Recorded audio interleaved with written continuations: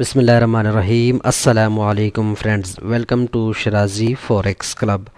آج ہم گولڈ کے بارے میں ڈسکس کریں گے۔ گولڈ کی مارکیٹ نیکسٹ کیسے موو کر سکتی ہے، کون کون سے ایسے امپورٹنٹ لیولز ہیں جہاں سے ہم اپنی ٹریڈ ایکٹیو کر سکتے ہیں، اور فنڈامنٹلی بھی دیکھیں گے مارکیٹ نیکسٹ کیسے موو کر سکتی ہے اور ٹیکنیکلی بھی۔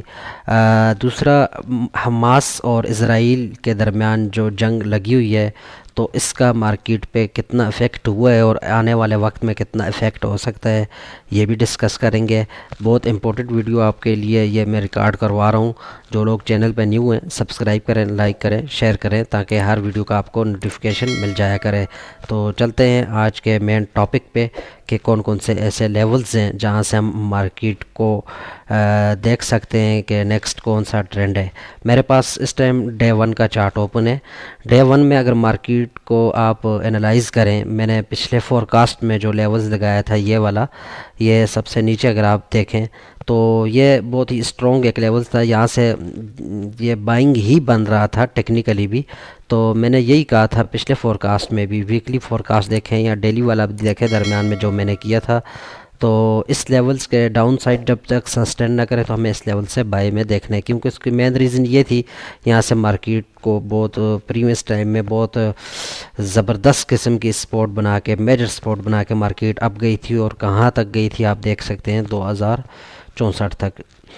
تو یہ ابھی دوبارہ مارکیٹ اس لیول کو آئی تھی اینڈ یہاں سے اگین اپ کا جو سٹارٹ کیا مارکیٹ نے، بلش ٹرینڈ جس کو کہتے ہیں، تو وہ ابھی مارکیٹ اس ٹائم جو ٹریڈ کر رہی ہے 1873 پہ کر رہی ہے۔ تو یہ جو میں نے لائن لگائی ہوئی ہے یہ پہلے کی، اگر آپ اس کو تھوڑا سا غور کریں، یہ ایک پہلے میجر سپورٹ تھی، بار مارکیٹ اس لیول کو ٹچ کر رہی تھی، دین اب جا رہی تھی، پھر اس کو ٹچ کر رہی تھی، پھر اب ٹھیک ہے۔ تو یعنی اس ایریے کو ہولڈ رکھا تھا پچھلے دنوں، جب اس ایریے کو بریک کیا تو ٹھیک ہے، ابھی جب ڈاؤن آئی ہے تو یہ ایریا اس کو ذرا بریک کرنا تھوڑا سا ٹیکنیکلی مشکل ہوگا، کیونکہ اس کے اوپر کافی ٹائم مارکیٹ نے ہولڈ کیا ہوا تھا۔ ابھی اگر یہ جو چل رہا ہے حماس اور اسرائیل کے درمیان جو وار ایک چل رہی ہے، ایک جنگ چھڑی ہوئی ہے، اچانک جو اٹیک کیا ہے جس کی توقع نہیں تھی اسرائیل کو، جس کی انٹیلیجنس جو اسرائیل کی وہ کہہ رہی ہے کہ ہمیں بالکل اس چیز کی خبر بھی نہیں تھی، ایک انسپیکٹڈ جو اٹیک کیا ہے حماس نے، جس کا کافی زیادہ نقصان ہوا ہے اسرائیل کو بھی، اور بہت ہی زیادہ جو ہے نا مارکیٹ پہ افیکٹ ہوا ہے، جو کہ بڑا گیپ مارا ہے $20-22 کا، جو فرائیڈے کو کلوز ہوا تھا اب گولڈ 1832 پہ، اور اوپننگ دی ہے جا کے 1853-54 سے آئی تھنک۔ تو بہت بڑا افیکٹ پڑا ہے مارکیٹ پہ۔ تو بہرحال وہ تو ہم ڈسکس کرتے ہیں، اگر یہ مارکیٹ کنٹینیو، اگر وہ وار چلتی ہے، اگر جنگ مزید لگتی ہے کافی، جو کہ ابھی چل رہی ہے فی الحال، کوئی ہمیں ایسا کوئی ریزن نظر نہیں آ رہا، تو مارکیٹ بائی جائے گی، بلش جائے گی۔ ہمیشہ یاد رکھیں کسی بھی کنٹری میں اگر کوئی بھی ایک دو کنٹری آپس میں جنگ کرتی ہیں تو لوگ بہت زیادہ گولڈ کو بائنگ کرتے ہیں، ٹھیک ہے۔ اس کی وجہ ہے کہ لوگ اپنا پیسہ سیو کرتے ہیں، گولڈ کو بائنگ کرتے ہیں تو گولڈ بلش جاتا ہے، ظاہر ہے۔ تو ابھی بھی فی الحال لوگ کافی مقدار میں گولڈ بائنگ کر رہے ہیں، جو کہ گولڈ نے بلش ٹرینڈ بنایا ہوا ہے۔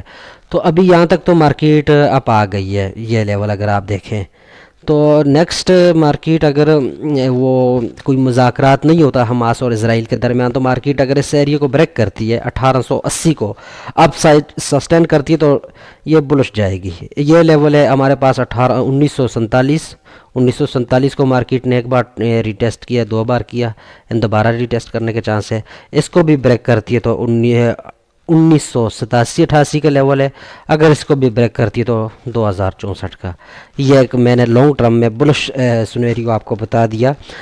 فنڈامنٹلی اگر جو فرائیڈے کو ڈیٹا آیا تھا NFP کا، وہ تو کافی زیادہ پازیٹیو تھا، گولڈ کو گرنا چاہیے تھا، لیکن اسرائیل اور فلسطین یعنی حماس نے جب سے وہ اٹیک کیے تو مارکیٹ بلش ٹرینڈ میں آئی ہے اچانک ہی، اور بہت بڑا گیپ بھی مارا ہے۔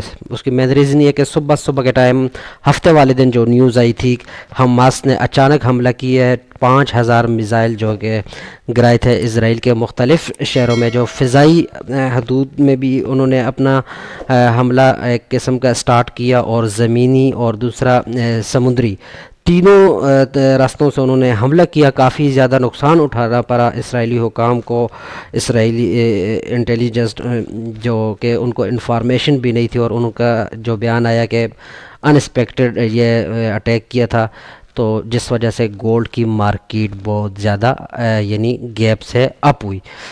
ابھی اگر دیکھیں تو ٹیکنیکلی ایک لیول یہ بنتا ہے سیلنگ کا، یہ لیول ہے 1880-82 کا۔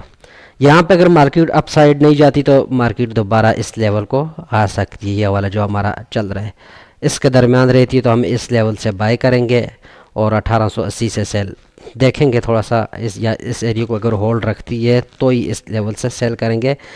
ایس ایل ہمارا، کیونکہ جب بھی ایسے حالات چل رہے ہیں تو ایس ایل موسٹ امپورٹنٹ ہے، تو آپ لوگوں نے ایس ایل ضرور یوز کرنا ہے۔ $2-3 1882-83 کے اب 85-86 کے ایس ایل کے ساتھ کام کرنا ہے ٹیکنیکلی، ٹھیک ہے۔ اگر مارکیٹ بولوشی سٹرکچر بناتی ہے تو پھر نہیں، اگر یہاں پر سسٹین کرتی ہے تو پھر آپ لوگوں نے اس لیول کو دھیان میں رکھنا کہ یہاں سے ہم سیل کریں گے، ٹھیک ہو گیا۔ اگر اس ایریا کو بریک کرتی ہے تو ہمارا نیکسٹ ٹارگٹ ہوگا یہی والا 1947، یہاں تک ہم بائی میں دیکھیں گے مارکیٹ کو اور بائی میں بیٹھیں گے۔ پھر یہاں سے اگر ریجیکشن دیتی ہے تو ہی سیل، ٹھیک ہے۔ نیکسٹ ہمارا پھر یہ والا لیول ہوگا، پھر ایسے ایسے مارکیٹ کر سکتی ہے۔ اس کو بھی اگر اپ سائڈ بریک کر جائے کسی بھی اسٹرانگ ریزسٹنس سے جب سیل لیں گے تو وتھ سمال ایس ایل ہم ایڈ کروا دیں گے، کوئی بات نہیں، نیکسٹ ریکوری بہت جلدی ہو جاتی ہے۔ اس کے اوپر جو میں نے آپ کو لیول بتا دی ہے 1947 1950، پھر اس کے اوپر 2058 ڈے 1 میں، ٹھیک ہو گیا۔ یہ یہاں تک میرے خیال سے آپ لوگوں کو بات سمجھ آ گئی ہوگی جو میں نے لیول بتائے ہیں۔ فی الحال یہ جو مارکیٹ اس کو فالو کر رہی تھی، پہلے اس ایریا کو ہولڈ بنایا تھا یہ والا ایریا، ٹھیک ہے۔ یہ تو ابھی بھی نیکسٹ اس ایریا کو اگر بناتی ہے، اس کے اپ نہیں جاتی تو پھر نیکسٹ مارکیٹ یہ کر سکتی ہے، ٹھیک ہے، دوبارہ 1800 کی طرف آ سکتی ہے۔ یہ جو پیچھے ہمارا یہ والا ایک اسٹرانگ ایریا ابھی مارکیٹ جو بنا کر گئی ہے، اس کے پہلے دیکھیں یہ، تو یہ لیول بہت امپورٹنٹ ہے۔ دوبارہ بھی یہ مارکیٹ اس لیول کو آتی ہے تو یہاں پر پھر ایک اس طرح کا سنیریو دیکھنے کو مل سکتا ہے ہمیں، یہاں سے ہمیں اگین بائنگ مل سکتی ہے، لیکن اس کے لیے ضروری ہے کہ مارکیٹ اس لیول کو ہولڈ رکھے، اس کو اپ سائڈ بریک نہ کرے، بریک اپ نہ کرے تو ہی مارکیٹ اس لیول کو آئے گی۔ اگر اپ سائڈ بریک کرتی ہے تو پھر آپ کو مارکیٹ کافی اوپر نظر آ سکتی ہے، ٹھیک ہے۔ پھر اوپر کے لیول آلریڈی میں نے آپ کو بتا دیا، اگر اس کو بریک کرتی ہے تو فرسٹ یہ والا تھوڑا سا اسٹرانگ ہوگا، کیونکہ اس کو مارکیٹ نے یہاں سے دیکھیں ایک بار تو یہاں تک گئی تھی، دوبارہ جب یہ والا لو لگایا تھا پھر اس کو ریٹیسٹ کیا، یہ ہائی لگایا، دوبارہ اس کو لو لگا کر پھر مارکیٹ نے یہی ہائی لگایا، ٹھیک ہے۔